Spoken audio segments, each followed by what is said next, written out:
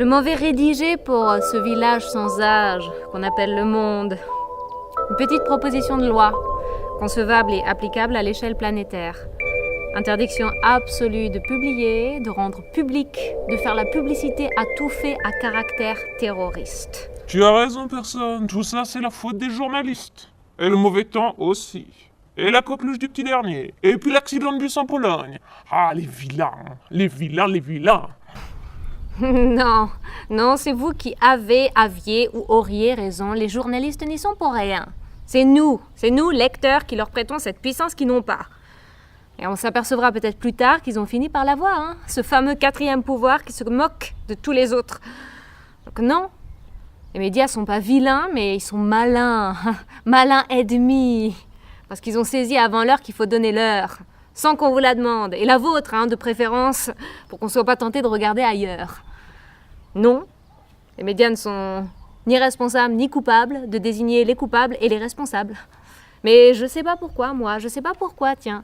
Je les ai souvent vus relier au lieu de relayer, et fléchir en réfléchissant, et puis mentir en commentant avec la mention « no comment ». Donc vous avez raison, Eric. Vous avez raison, c'est la faute à personne. Chère personne. Quand l'image est moche, le reflet est déplaisant, le petit futé casse le miroir, disait Lao Tzu. À moins que ce soit Nabila, je suis plus très sûr. Bref, le terrorisme, c'est pas la faute aux inégalités, à l'intégrisme, au fanatisme, à la pauvreté, à la géostratégie, aux guerres de l'ombre et à ceux qui les mènent. Non, c'est la faute aux journalistes et aux vilains médias. Bouh, les vilains médias. Contre-objection instructive, très instructive, je l'avoue. Initiatique même, y compris pour les non-initiés. Mais je dis juste qu'il faudrait peut-être faire preuve de psychopédagogie élémentaire quand on relaye ceux qui utilisent et instrumentalisent les relais. Quand on se sert de vous, la moindre des choses, c'est quand même de vous demander si vous voulez bien servir, de faire valoir. Eh bien, en droit pénal, il y a un mot pour ce genre de service, le recel.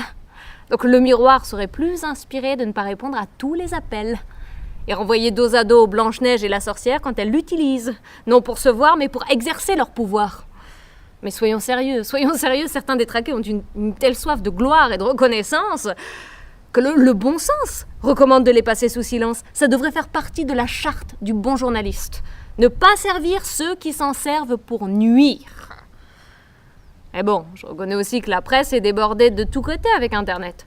Elle perd le sens avec cette nouvelle rude concurrence, avec le diable en personne. Bref, on pourrait ne plus donner que les bonnes nouvelles. Et encore. Ne pas dénoncer les extrémistes de la manif pour tous, puisque c'est ce qu'ils cherchent qu'on parle d'eux.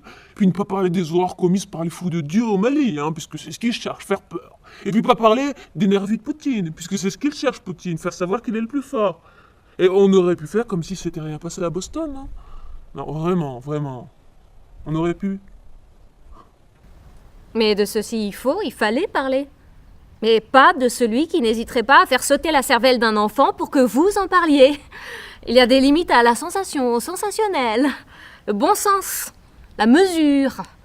Pour les anciens, c'était synonyme de perfection. La chose au monde la moins partagée. Et notamment par des hommes pressés ou sous pression.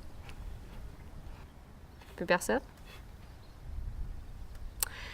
Affaire à suivre.